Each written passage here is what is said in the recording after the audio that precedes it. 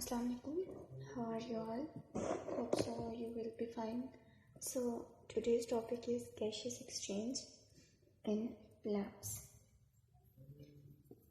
हमने gaseous exchange तो पढ़ लिया है कि गैसेस का जो चेंज होना होता है उसको कहते हैं गैशियस एक्सचेंज. सो अभी हम गैशियस एक्सचेंज पढ़ते हैं कि प्लांट्स में कैसे होता है.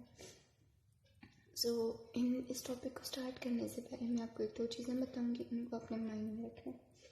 जैसे कि जब रेस्पायरेशन होती है तो कार्बन डाइऑक्साइड प्रोड्यूस होती है, और जब हमारे पास फोटोसिंथेसिस होती है तो ऑक्सीजन प्रोड्यूस होती है. ठीक है, इन दो बातों को आप लोगों ने पहले माइंड में रखना है, तब हम यहाँ से आगे चलते हैं. तो अब हम स्टार्ट करते हैं अपना टॉपिक डेट फोटोसिंथेसिस और रेस्पायरेशन से जो गैसेस बनती हैं वो एक्सचेंज कैसे होती हैं. सो डे टाइम जो होता है हमारे पास, डे टाइम पे जो प्लांट्स के सारे सेल्स होते हैं उनमें रेस्पायरेशन होती है. ठीक है, डे टाइम रेस्पायरेशन होती है.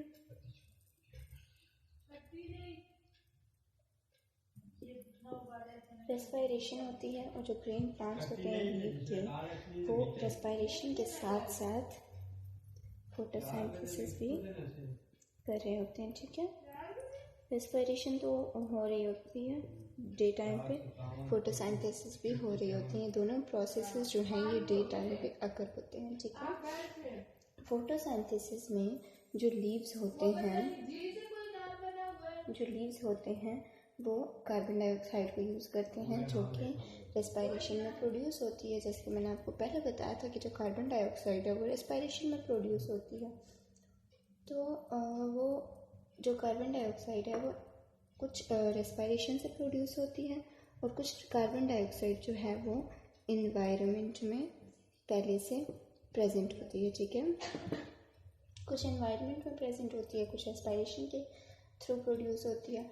और रेस्पायरेशन में जो लीव्स हैं वो ऑक्सीजन को भी यूज़ करते हैं. ठीक है, ऑक्सीजन को यूज़ करते हैं रेस्पायरेशन में यूज़ करते हैं. और रेस्पायरेशन में जो प्लांट्स होते हैं वो कार्बन डाइऑक्साइड को रिलीज़ करते हैं जो कि फोटोसिंथेसिस में यूज होता है. तो हम लोग अगर दिन के टाइम की बात करें, डे टाइम पे लीव्स जो हैं वो कार्बन डाइऑक्साइड ले रहे होते हैं इन्वायरमेंट से और ऑक्सीजन को रिलीज़ करते हैं उसमें. अच्छा, ऑक्सीजन को रिलीज़ करते हैं एनवायरनमेंट में. डे टाइम पे तो ये हो गया. अभी हम देखते हैं कि हमारे पास जो नाइट टाइम आ जाता है तो नाइट टाइम में क्या होता है. नाइट टाइम जब हमारे पास आता है तो जो सारे सेल्स होते हैं वो रेस्पायरेशन करते हैं. ठीक है, रेस्पायरेशन अकर्स होती है लेकिन फोटोसिंथेसिस नहीं होती. द रीज़न इज़ दैट जो फोटोसिंथेसिस है उसमें जो नेसेसरी है वो है sunlight, and at the night time sunlight is not present. तो रेस्पायरेशन नहीं होती हमारे पास और जो सेल्स हैं वो ऑक्सीजन को लेते हैं इन्वायरमेंट में से और कार्बन डाइऑक्साइड को रिलीज़ करते हैं. ऑक्सीजन को लेते हैं और कार्बन डाइऑक्साइड को रिलीज़ करते हैं इन्वायरमेंट में. ठीक है, इन्वायरमेंट में रिलीज़ कर देते हैं वो कार्बन डाइऑक्साइड को. प्लांट में जो गैशियस एक्सचेंज होती है कि बॉडी में और जो इन्वायरमेंट है उसके दरमियान वो सरफेस के ज़रिए होती है. जो आउटर सरफेस होती है ना प्लांट्स की, उनके ज़रिए होती है.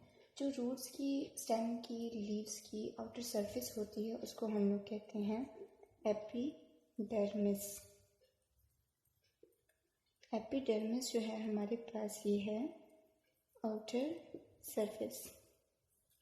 आउटर सरफेस किसकी है? रूट्स की है, लीव्स की है और स्टेम की है. ये जो लेयर होती है ये अलाउ करती है कि गैसेस एक्सचेंज हो सके इनर सेल्स और एनवायरनमेंट के दरमियान. ठीक है, अच्छा, एपिडर्मिस जो आउटर लेयर है ये अलाउ करती है कि एक्सचेंज ऑफ गैसेस हो सके. ठीक है, गैशियस एक्सचेंज हो सके किसमें, इन्वायरमेंट और इनर सेल्स जो हैं प्लांट्स के, उनके दरमियान गैसेस जो हैं वो एक्सचेंज हो सके।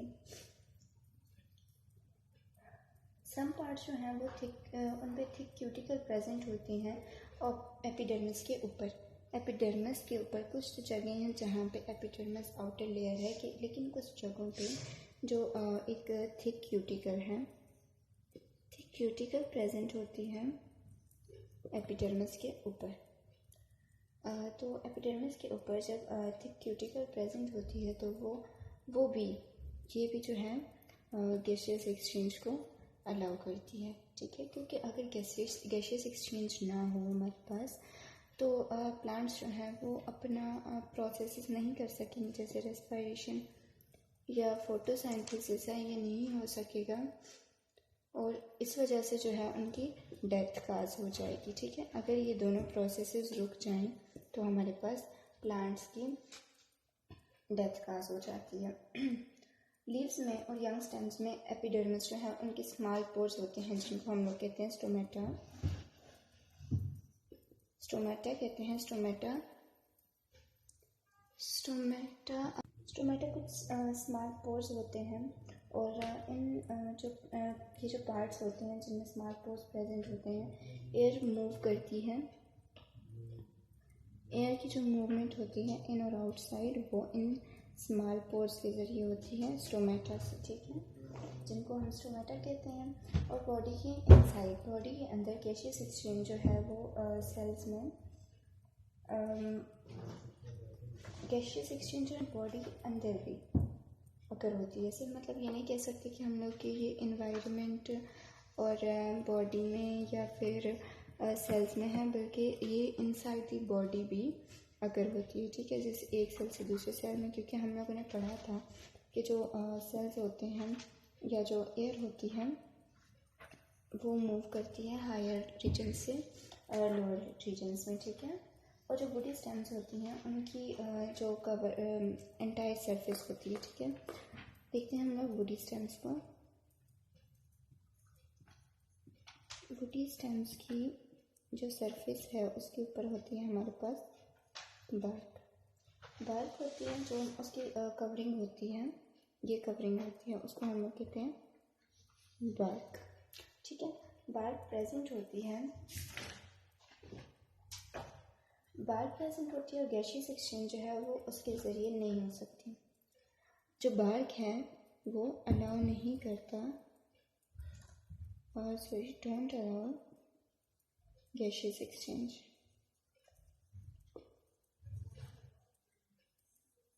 गैशियस के एक्सचेंज को अलाउ नहीं करता जो बार्क होता है हमारे पास। गैशियस एक्सचेंज बार्क में स्पेशल पोर्स होते हैं, ठीक है। जो बार्क में गैशियस एक्सचेंज हो रही होती है ना, वो कुछ स्पेशल पोर्स होते हैं फिर, जो कि बार्स में जिस तरह लीव्स में स्टोमेटा होते हैं, तो बार्क में स्पेशल जो पोर्स होते हैं उनको हम लोग बोलेंगे लेंटिकल्स, ठीक है।